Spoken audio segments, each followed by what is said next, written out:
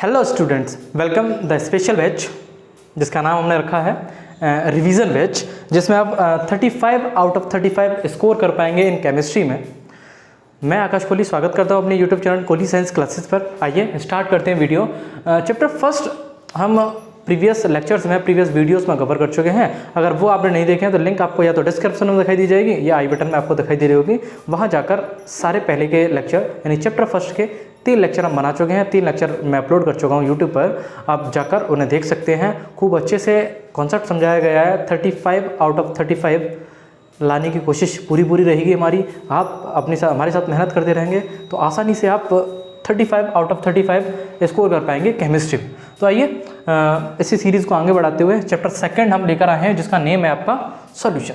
Chapter second जो लेकर आए हैं जिसका नेम है आपका सॉल्यूशन हम पढ़ने क्या क्या वाले हैं उसके बारे में डिटेल एनालिसिस हम करने वाले हैं। डिटेल एनालिसिस कैसे करेंगे, यानी कौन कौन से पॉइंट हम पढ़े हैं जिससे ये वाला स्कोर लाने में और आसानी रहे। तो इसे पढ़ने के लिए सबसे पहले जो स्कोर है आपका, यानी सबसे पहले जो टॉपिक है आपका वो है expressing concentration of solution. Concentration solution में क्या क्या एक्सप्रेसिंग जो रहेंगी आपकी, यानी कि जो किसी भी सॉल्यूशन का कंसंट्रेशन एक्सप्रेसिंग करने का जो तरीका रहता है वो इन तरीकों से रहता है आपका।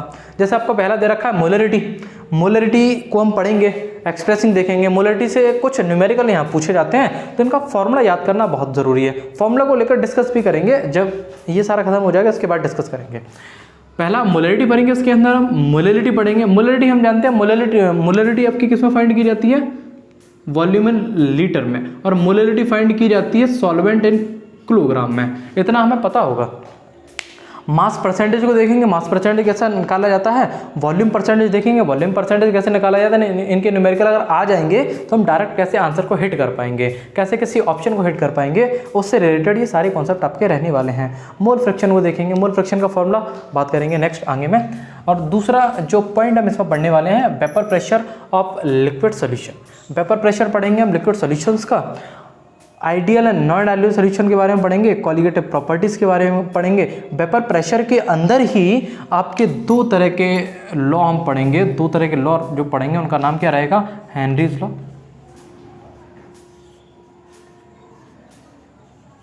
और राउल्ट्स लॉ।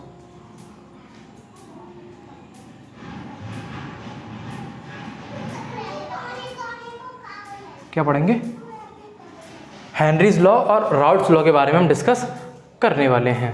ठीक है भाई, इसी के vapour pressure of liquid solution के अंदर इसे हम पढ़ेंगे। और थर्ड जो आपका मेन पॉइंट रहेगा इस चैप्टर से, ideal solution and non ideal solution के बारे में पढ़ेंगे कि आइडियल सॉल्यूशन होते क्या हैं, नॉन आइडियल सॉल्यूशन होते क्या हैं। नेक्स्ट जो रहेगा आपका जो लास्ट वाला पॉइंट हम पढ़ेंगे वो क्या पढ़ेंगे, कॉलिगेटिव प्रॉपर्टीज़ के बारे में पढ़ेंगे। क्या क्या कॉलिगेटिव प्रॉपर्टीज रहेंगी सॉल्यूशन के अंदर, उसे लेकर डिस्कशन हम करेंगे। तो आइए स्टार्ट करते हैं। सबसे पहला जो हेडिंग आपका एक्सप्रेसिंग कंसंट्रेशन ऑफ सॉल्यूशन। इसमें सिर्फ मैं जो आपको बताने वाला हूँ, सिर्फ इस लेक्चर में जो कवर अप होगा टॉपिक्स, वो इन टॉपिक्स को कवर करेंगे। यानी पहला टॉपिक कवर करेंगे एक्सप्रेसिंग कंसंट्रेशन ऑफ सॉल्यूशन। अगर 1 लेक्चर में एक टॉपिक खत्म करेंगे तो 1 2 3 4 यानी कि टोटल जो चैप्टर सेकंड से वीडियो आपकी होने वाली है 4 वीडियोस में पूरा सॉल्यूशन चैप्टर कवर हो जाएगा। मैक्सिमम ड्यूरेशन जो रहेगा वीडियोस का वो 15 to 20 से आगे नहीं जाएगा। सिर्फ इतने मिनट की वीडियोस आपको मिलेंगी, 15 to 20 ड्यूरेशन की वीडियोस आपको मिलेंगी चैनल पर आसानी से, जिससे आपको बोरियत फील भी नहीं होगी और आसानी से आप हर कॉन्सेप्ट को सीख पाएंगे, समझ पाएंगे, जिससे आप ये वाला जो स्कोर रिवीजन बैच का टारगेट ही यही है कि आप 35 आउट ऑफ 35 स्कोर कर पाएँ केमिस्ट्री के पेपर में। तो आइए स्टार्ट करते हैं। सबसे पहली heading expression concentration of solution के अंदर सबसे पहली जो स्टार्ट करेंगे मोलरिटी के बारे में करेंगे। भाई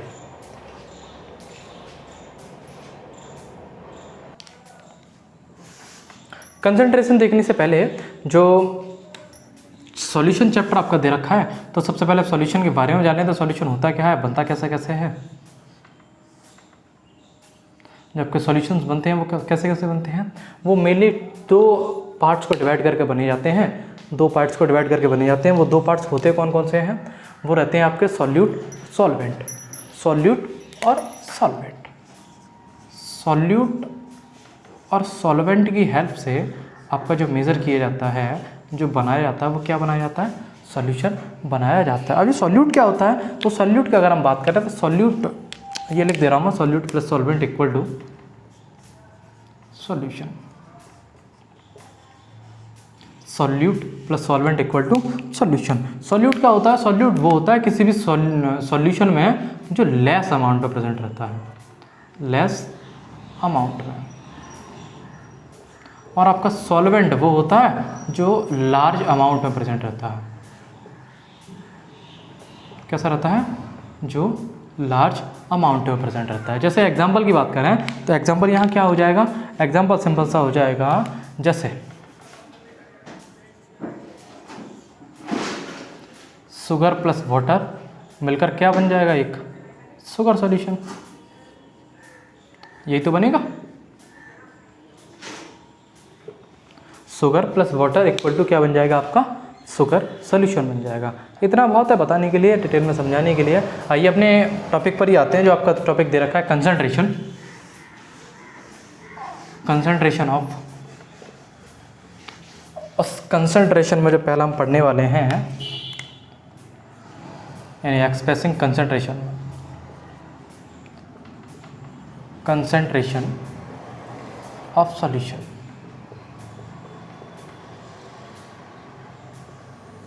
जो हम पहला पढ़ने वाले हैं, पहला क्या था आपका? मोलैरिटी। मोलैरिटी फॉर्मूला क्या होता है इसका? मोलैरिटी का, अगर मोलैरिटी का फॉर्मूला देखने की कोशिश करें हम, तो मोलैरिटी का जो फॉर्मूला होगा आपका वो क्या होगा?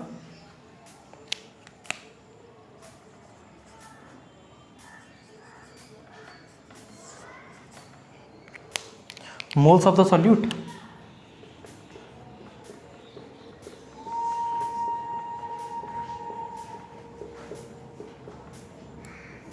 अपॉन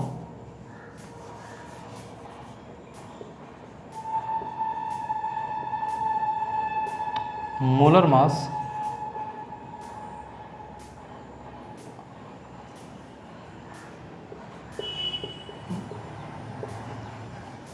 वॉल्यूम ऑफ सॉल्यूशन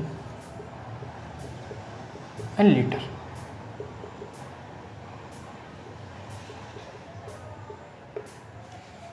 ठीक है, ये फॉर्मूला क्या होगा? फॉर्मूला जो होगा आपका molarity equal two moles of the solute. Solute के मोल्स होने चाहिए आपके, और क्या होना चाहिए? Volume of solution in litre होना चाहिए। ये फॉर्मूला आपको आसानी से समझ में आ गया होगा। अब इससे रिलेटेड क्वेश्चंस, दो क्वेश्चंस कर ले रहे हैं हम, दो से तीन क्वेश्चंस कर लेंगे इसी फॉर्मूले पे। फिर इसके बाद मोलैरिटी के क्वेश्चंस देख लेंगे, मास परसेंटेज के क्वेश्चंस देख लेंगे, वॉल्यूम परसेंटेज के क्वेश्चन देख लेंगे, और वो सभी के बारे में चर्चा, और मोल फ्रैक्शंस के क्वेश्चन देख लेंगे। क्वेश्चन क्या पूछा जाता है? क्वेश्चन ये पूछा था, calculate the molarity of a solution containing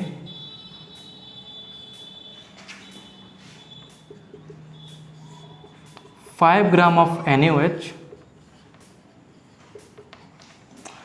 Calculate the molarity of a solution containing 5 gram of NaOH in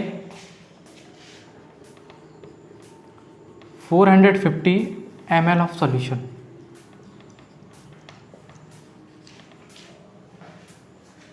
question क्या पूछा जाता है? क्वेश्चन ये पूछा जाता है कि कैलकुलेट करना है आपको मोलैरिटी को, calculate the molarity of a solution. किसी सॉल्यूशन की मोलैरिटी को आपको कैलकुलेट करना है अगर उसी सॉल्यूशन के यानी 450 ml के सॉल्यूशन में 5 ग्राम ऑफ NaOH डिसॉल्व कर दिया जाए। तो फॉर्मूला क्या होता है? फॉर्मूला सिंपल सा होता है, मोलैरिटी को कैपिटल M से भी डिनोट किया जाता है, it is denoted by capital M।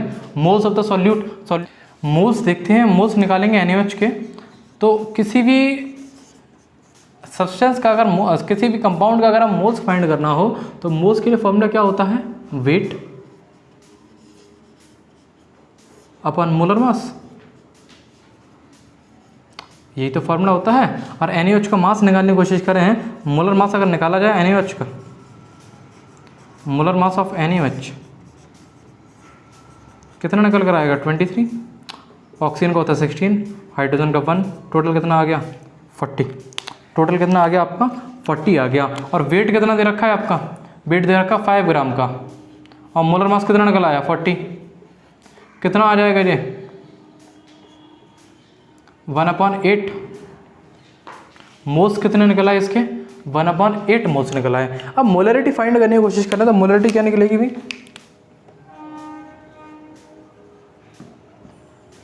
Molarity का फॉर्मूला ऊपर लिखा हुआ है कि moles of the solute, solute के मोल्स कितने निकल कर आए हैं, मोल्स ऑफ द NaOH कितने निकल आए हैं 1/8 upon volume of solution in litre, solution निकालना है वॉल्यूम का लीटर में। अब ये कितना दे रखा है 450 ml दे रखा है। अगर इसे लीटर में कन्वर्ट अगर करें तो हम जानते हैं कि 1 लीटर इक्वल टू 1000 ml, और कितना ml दे रखा है, ये 450 ml दे रखा है, तो 1000 से डिवाइड कर दिया जाएगा इसे, 1000 जब इसे डिवाइड करेंगे 0 से 0 कैंसिल, कितना आ जाएगा 0.45 लीटर, 0.45 लीटर, 0.45 लीटर निकालेंगे तो क्या होगा, ये 8 नीचे आ जाएगा, 1/8 मल्टीप्लाइड बाई 0.45 मल्टीप्लाई करेंगे। जब इसका कैलकुलेशन करने की कोशिश जब करेंगे तो आंसर जो निकल कर आएगा इसका कितना निकलेगा 0.278 मोल, 0.278 मोल। मोलरिटी फाइंड करने की कोशिश करें तो कितना आ जाएगा 0.278 मोल। नेक्स्ट टॉपिक की बात करें तो नेक्स्ट जो है आपका वो है मोलेलिटी। क्या है मोलेलिटी। अब क्या होता है मोलेलिटी, मोलेलिटी का फॉर्मूला क्या होता है, मोलेलिटी का जो फॉर्मूला होता है वो होता है नंबर ऑफ मोल्स, मोलेलिटी का जो फॉर्मूला होता है वो होता है number of moles of solute, यानी कि moles of solute, moles of solute, solute के मोल्स अपॉन मोलर मास, या कह सकते हो मोलर मास ना कहें तो mass of the solvent, mass of the solvent in kilogram. किस में लिया जाएगा भाई जी, ये लिया जाएगा किलोग्राम में। अगर कोई क्वांटिटी आपको ग्राम में गिवन है उसे कन्वर्ट करके लिख लेंगे आप किलोग्राम में। अब क्वेश्चंस कैसे पूछे जाते हैं, तो क्वेश्चन देखिए, क्वेश्चन पूछा जाता है ऐसे, मैं दिखा रहा हूँ आपको। क्वेश्चन जो पूछा जाता है वो ऐसे पूछा जाता है, एग्जाम्पल डाल के लिख दीजिए जैसे, या हैशटैग लगा के लिख देना। वो पूछा जाता है आपका calculate molality of 2.5, calculate molality of 2.5 किस में गिवन होगी, ग्राम में, gram of ethane, gram of ethanoic acid,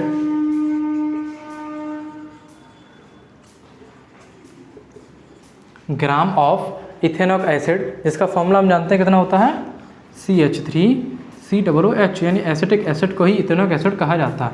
in 750 gram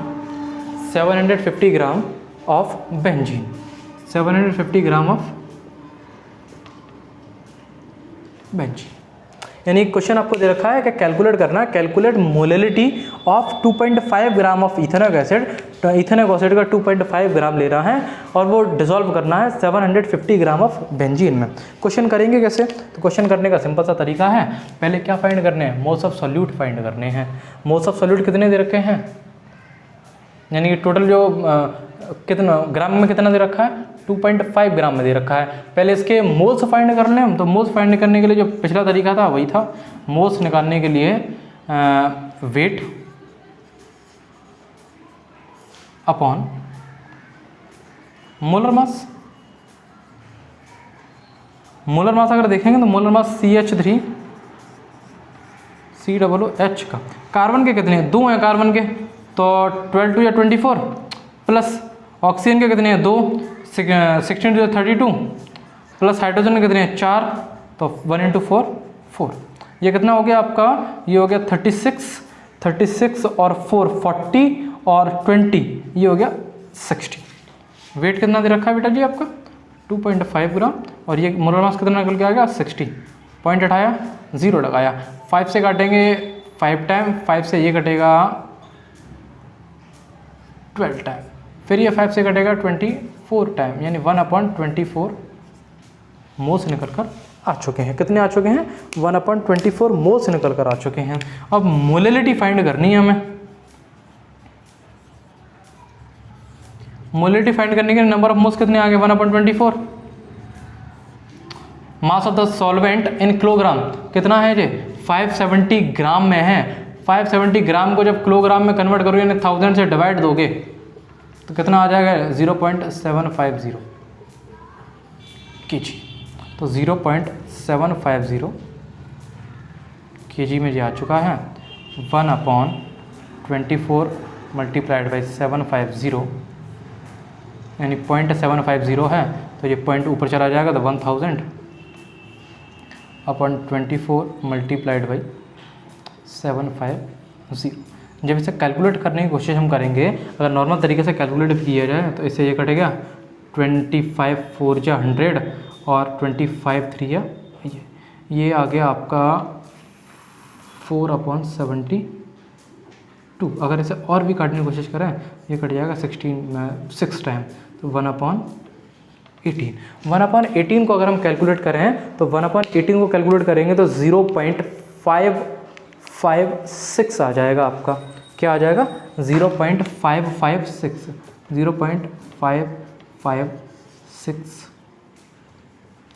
0.556 small M molality निकल कर आ चुकी है।